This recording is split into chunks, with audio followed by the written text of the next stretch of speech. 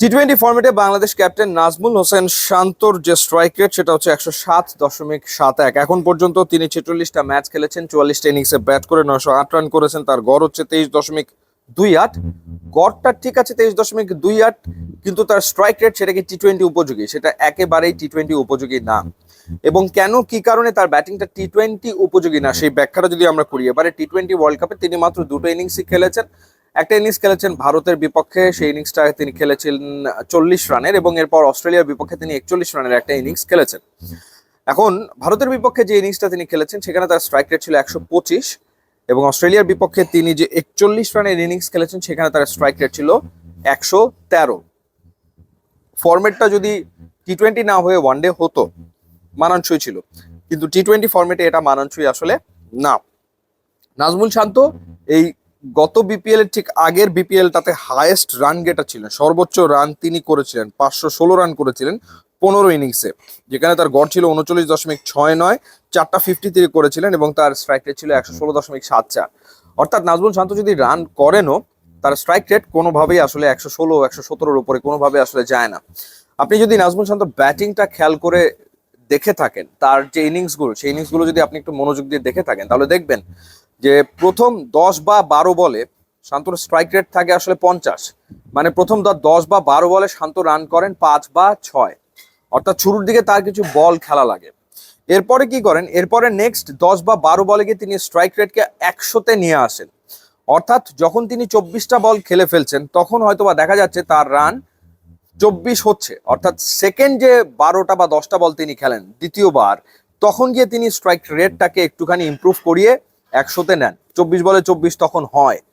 এরপরে যখন তিনি নেক্সট 12টা বল খেলেন, বা এরপরে যখন তিনি 15টা বল খেলেন, তখন তার রান গিয়ে দাঁড়ায় 40 বা 42, এবং দেখা যায় তখন তার স্ট্রাইক রেট হচ্ছে 107 থেকে 110 বা 115। শুরু করেন তিনি 50-এ প্রথম 10 বা 12 বলে, পরের 12 বলে তিনি কিছুটা কাভার আপ করে স্ট্রাইক রেটকে 100-এ নেন। তারপরের 12 বলে গিয়ে যেটা হয় সেটা হচ্ছে স্ট্রাইক রেটটা গিয়ে 110 115 116-তে গিয়ে থাকে, এবং তার ইনিংসগুলো তখন 40 45 রানের আসলে হয় যদি ভালো ইনিংস খেলে থাকেন।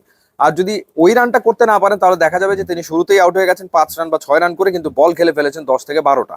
এটা হচ্ছে একটা ফেজ তার ইনিংসের, যে তিনি যদি শুরুতেই আউট হন তাহলে 10 12 বল খেলে 5 বা 6 রান করে তিনি আউট হয়ে যাচ্ছেন 50 স্ট্রাইক রেটে। কখনো কখনো তিনি হচ্ছে 24 বলে 20 রান 22 রান করে আউট হয়ে যাচ্ছেন সেকেন্ড ফেজ, ওই পর্যন্ত যদি যান। আর যদি তিনি রান করেন তাহলে 40 45-এর ইনিংস খেলতে গেলে তার আসলে দেখা যায় যে স্ট্রাইক রেট থাকছে 117 থেকে 118। এখন মডার্ন ডেজ টি-20 ফরম্যাটে ব্যাটসম্যানকে ডেফিনেটলি 150+ স্ট্রাইক রেটে তার ইনিংস খেলতেই হবে, কোনো না কোনো ইনিংস তাকে ডেফিনেটলি খেলতেই হবে। সে যদি 10টা ইনিংস খেলে 10টা ইনিংসের ভিতরে অন্তত 3টা ইনিংস তার 150+ খেলতে হবে। হয়তো বাকি 3টা ইনিংস তিনি খেলবেন 130+, বাকি 4টা ইনিংস তিনি খেলবেন 120 থেকে 130-এর ভিতরে। সো 10টা ইনিংস এরকম ভাবে হবে, 3টা 150+, 3টা খেলবেন 130+, 3টা খেলবেন 120 থেকে 130-এর ভেতরে। শান্তর ক্ষেত্রে প্রবলেম যেটা হয়ে যাচ্ছে, শান্ত 10টা ইনিংস খেলে 10টার ভেতরে হাইয়েস্ট যেটা তিনি খেলছেন স্ট্রাইক রেট সেটা থাকছে বড়জোর 120 থেকে 125। সো সেই কারণে নাজমুল শান্তর ব্যাটিংটা কোনোভাবে টি-20 উপযোগী হচ্ছে না। এখন নাজমুল শান্তকে যদি টি-20 ফরম্যাটে দীর্ঘ সময় ধরে পারফর্ম করতে হয় তাহলে তার ব্যাটিং অ্যাপ্রোচ চেঞ্জ করতেই হবে, তার ব্যাটিং স্টাইল ডেফিনেটলি পরিবর্তন করে ফেলতে হবে। শুরু থেকে যদি অ্যাটাকিং ক্রিকেট খেলেন, শুরু থেকে যদি শটস খেলেন, তাহলে হয়তো ব্যাটার স্ট্রাইক রেটে তিনি সামনে এগোতে পারবেন, আদারওয়াইজ সম্ভব হবে বলে মনে হয় না। তার ব্যাটিং স্টাইলে পরিবর্তন আনাটা জরুরি টি-20-তে মানিয়ে নেওয়ার জন্য।